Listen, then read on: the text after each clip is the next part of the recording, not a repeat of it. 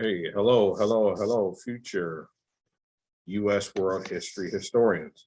We're going to be reading section 3 of chapter 16, the issues with the issues of the Gilded Age. And we're going to be talking about farmers and populism. Essentially, this is the people beginning to fight back to the corruption of the economic system with the big bosses and the heads of industry, and the corrupt political system that seem to be controlled by the economic sector of society. So we're going to begin farmers and popularism, why it matters. Following the Civil War, millions of men and women migrated west in search of the American dream. However, in the late 1800s and early 1900s, their dreams began to turn into a nightmare, which in turn sparked a social and political revolt known as populism. This movement displayed the dissatisfaction of millions of ordinary Americans, poor farmers, small landholders, and urban workers, and produced one of the largest third-party movements in American history. So we understand from that third-party movements traditionally have played a huge role in deciding presidential elections. Okay, and we see more of the same with the populist movement of the late 1800s, early 1900s. Okay, farmers face many problems. The farmers of the West and the South were willing to accept the difficulties of farm life. Yet farmers discovered that other enormous obstacles stood in the way of realizing their dreams. They received low price for their crops, yet they had to pay high costs for transportation. Debts mounted while the influence of political systems declined, falling prices and rising debt. Between 1870 and 1895, farm prices plummeted. Cotton, which sold for about 15 cents a pound in the early 1870s, sold for only 6 cents a pound in the mid 1890s. Corn, wheat prices declined nearly as rapidly. One study estimated, bear with me.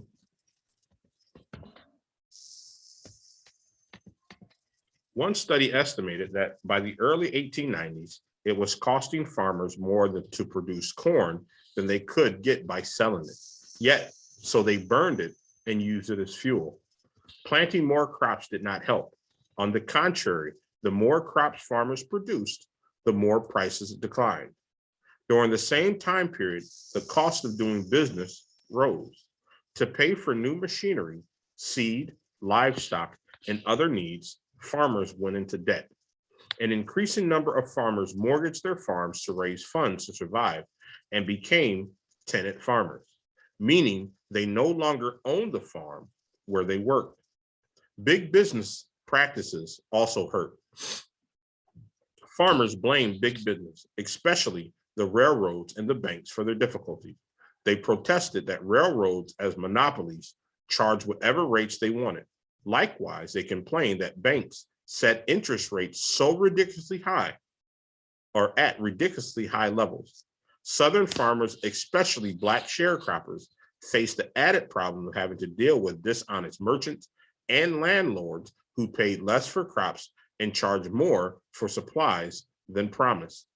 Okay, and just a side note is that these are the points that brought about the Interstate Commerce Commission, the ICC, that began to regulate railroad practices because of the dishonesty of the age. Let's continue. In addition, farmers grew angry because they felt the nation had turned its back on them. The United States had a long tradition of electing leaders from farm states with agricultural backgrounds, like Thomas Jefferson. Yet, it now appears that most of the nation's leaders came from urban industrial states. Moreover, farmers felt that they performed honest labor and produced necessary goods. while bankers and businesses were the ones who got rich. One editor for a farmer's newspaper explained, there are three great crops raised in Nebraska. One is the crop of corn, one is the crop of freight rates, and one is the crop of interest. One is produced by farmers who sweat and toil to farm the land. The other two are produced by men who sit in their office and behind their bank counters and farm the farmers. And this is from the Farmers Alliance of 1890. Farmers, however, refused to accept these circumstances. They took actions. So the checkpoint question here is, what were the farmers' main grievances and complaints? Okay, so the farmers had several grievances and complaints. Their grievance was high interest rates set by the state or by the banks, high transportation rates that was set by the railroad companies. And also they were complaining and had an issue with the tariff that the government was placing on foreign goods because they needed those products to continue their work on the farm. Okay, so there was a lot of grievances that the farmers had, and they really had no one to run to, because at this time in American history, and some could say it continues on to this day, the legislative branch was being controlled by big business. Okay, so we have the next section. Farmers organize and seek change. Farmers created a network of organizations, first in the Midwest and then in the South and West, to address their problems. The Granger movement, also known as the Patron of Husbandry, was the first. The Grange tried several strategies. Organized in 1867 by Oliver H. Kelly, a Minnesota farmer, businessman, journalist, and government clerk, the organization, properly known as the Grange, attracted about 1 million members. The goals of the Grange included providing education on new farming techniques and calling for the regulation of railroads and grain elevator rates. In the mid-1870s, the state of Illinois, Wisconsin, Minnesota enacted laws that set maximum rates on shipping freights and for grain storage. The railroad companies challenged these Grange laws in the courts, but the Supreme Court in general upheld them. The Grangers also prompted the federal government to establish the Interstate Commerce Commission, the ICC, to oversee interstate transportation. Okay, so we see, just like the women of the age, right, the farmers begin to organize political groups, right, to gain power. And we see that it begins to work. The Farmers Alliance leads the protest. Although the Grange declined in the 1870s, farm protests remained strong. Farmers' alliances, such as the Southern Farmers Alliance, became important reform organizations. These alliances formed cooperatives to collectively sell their crop, and they called on the federal, they called on the federal government to establish sub-treasuries or postal banks to provide farmers with low interest loans.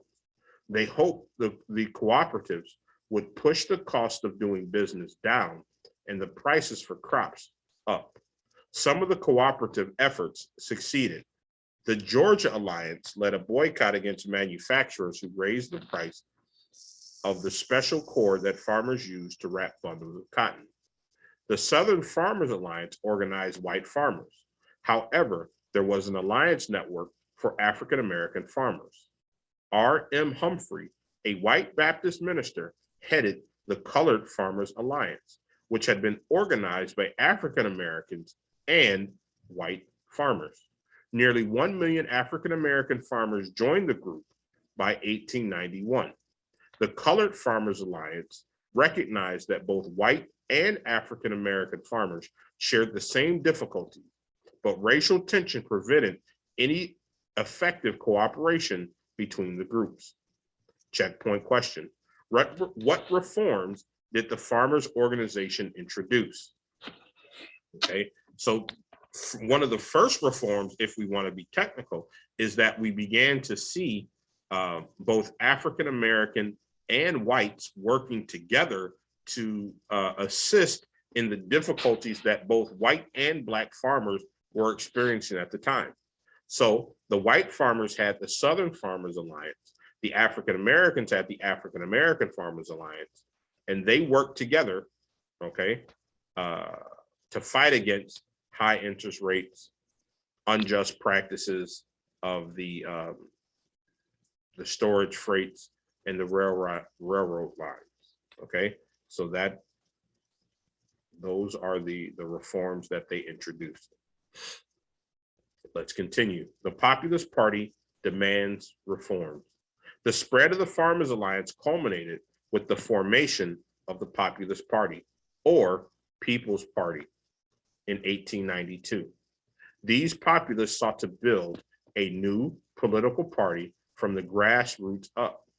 They ran entire slates of candidates for local, state, and national positions. Like a prairie fire, the Populist Party spread rapidly, putting pressure on the two major political parties to consider their demands. Okay, so what the farmers did, or the people did, is that they realized that they have a large contingency of people that if they would only come together, they might actually affect change in the United States. We have to understand during this time is that you did have a lot of people moving to the cities due to industrialization, but there still was a very, United States for the most part is, and we could probably say still is, a agricultural country, right? That agriculture changes, you know, but we are a consumer country, and agriculture is the gasoline that fuels the machine. Populists states their goals. The Populist Party spelled out their views in their platform, which they adopted in Omaha, Nebraska, in July 1892. The platform warned about the dangers of political corruption, an inadequate monetary supply, and an unresponsive government.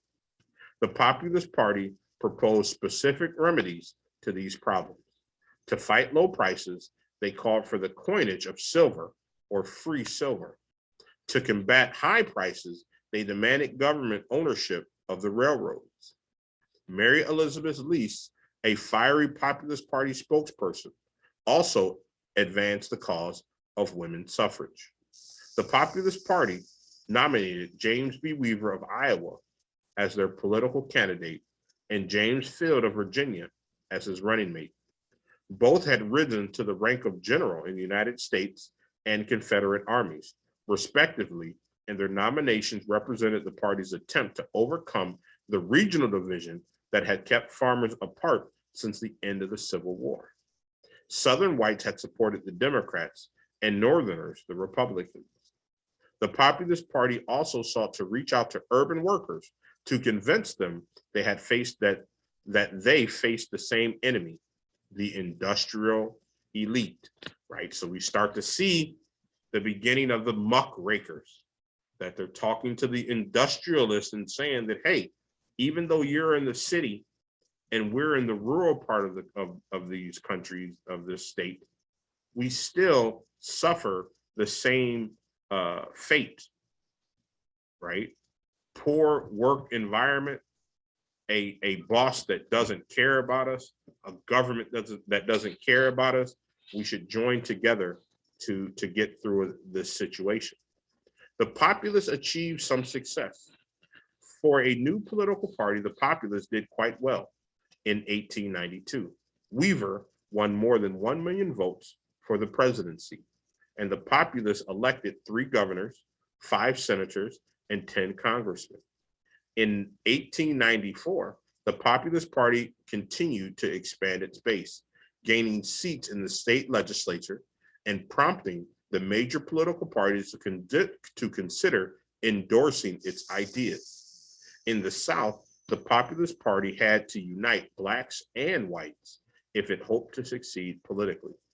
As noted above, Tom Watson, Georgia's most famous Populist Party leader, made a strong case for casting aside racial prejudices in favor of a political alliance between the races. It's amazing, guys, what we can do when it comes to our money. However, the democratic system successfully used racist tactics, such as a warning that a populist victory would lead to Negro supremacy, to diminish the appeal of the Populist Party. What were the goals of the Populist Party? This is a checkpoint question. And I would say the goals of the Populist Party would get the farmers and the industrial workers, right? Justice, equal representation in the government, a economy that is beneficial for the farmers, right? An economy that is not only based on gold, but has multiple options of economic finance.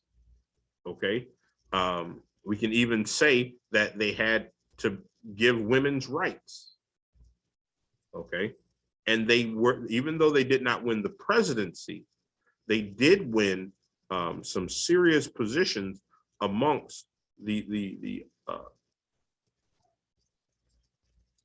legislative branch of government. Okay, let's continue.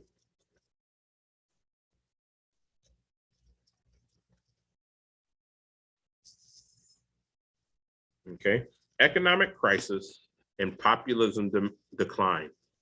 In 1893, a 4-year-long depression began that not only worsened conditions for already suffering farmers, but for other Americans as well. Labor unrest and violence engulfed the nation. The major parties failed to satisfactorily respond to the nation's distress. In the midst of national discontent, the Populist Party's dream of forging a broad coalition with urban workers grew. The Populist relative success at the polls in 1892 and 1894 raised their hopes further. The decisions of the Democratic Party to nominate William Jennings Bryan as their political candidate put the election more or for the Populists on an entirely different plane, leading some to believe that they could win the White House that year. Bryan in the election of 1896. Born in Salem, Illinois, William Jennings Bryan moved to Lincoln, Nebraska, where he set up a law practice in 1887. He earned the nickname, the Boy Orator, in part by displaying his strong debating skills during his successful run for the United States Congress in 1890. In 1896, Bryan addressed the National Democratic Convention on the subject of the gold standard, attacking Grover Cleveland and others in the party whom opposed coining silver. The audience listened and cheered as Bryan spoke on, for the plain people of this country, for our farms, and declared, "We beg no longer." The speech became known as the Cross of Gold speech because it ended with the following line: "You shall not pass down upon the brow of labor this crown of thorns. You shall not crucify mankind upon a cross of gold." The speech so moved the Democratic delegates that they nominated Bryan as their party presidential candidate. But was just 36, he was just 36 years old and had not been a contender for the nomination until then. Bryan's advocacy for free silver, or the coinage of silver, as well as gold, and his support of a number of other Populist Party proposals placed the Populist in a difficult situation. Holding their convention after the Democrats, the Populists had to decide whether to nominate their own presidential candidate and continue to focus on building a broad-based movement from the bottom up, or to endorse Bryan with the hopes that they could capture the White House in 1896. They chose the latter course. Bryan's campaign was like none other before. For the first time, a presidential candidate toured the nation, speaking directly to the people. In contrast, James McKinley, a Republican candidate, accumulated approximately $15 million, 30 times the amount Bryan had, and allowed party regulators to do the campaigning for him. Marcus Hanna, the political powerhouse who orchestrated McKinley's run, cast Bryan and his Populist Party supporters as a political dictator and a threat to the Republic. For instance, one cartoon published in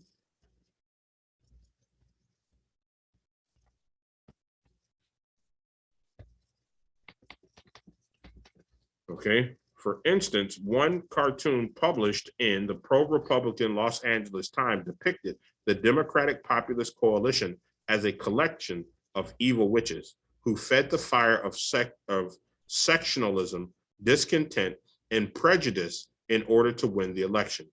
How did the nomination of William Jennings Bryan affect the Populist Party? It gave the Populist Party this strong belief that they may actually win the White House.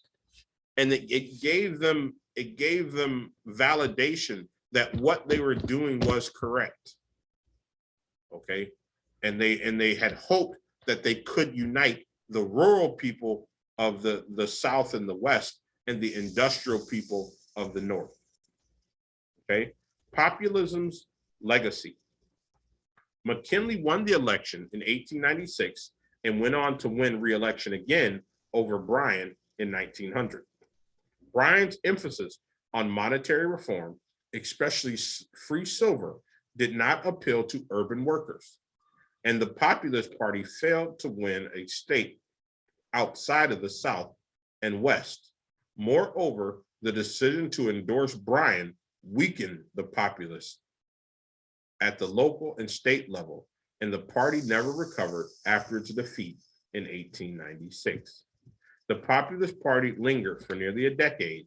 By the end of the 1900s, it had disappeared as a feasible alternative to the two major political parties.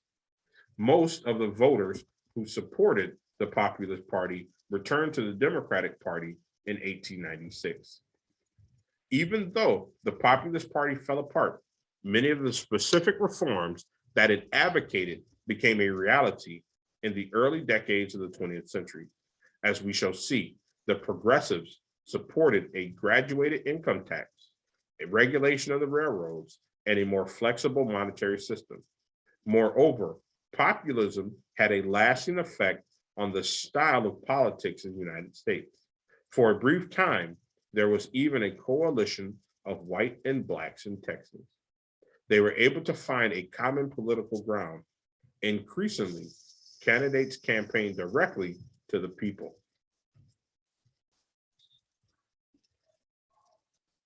And like Bryan, they emphasized their association with ordinary Americans. So the checkpoint question asks, what happened to the Populist Party?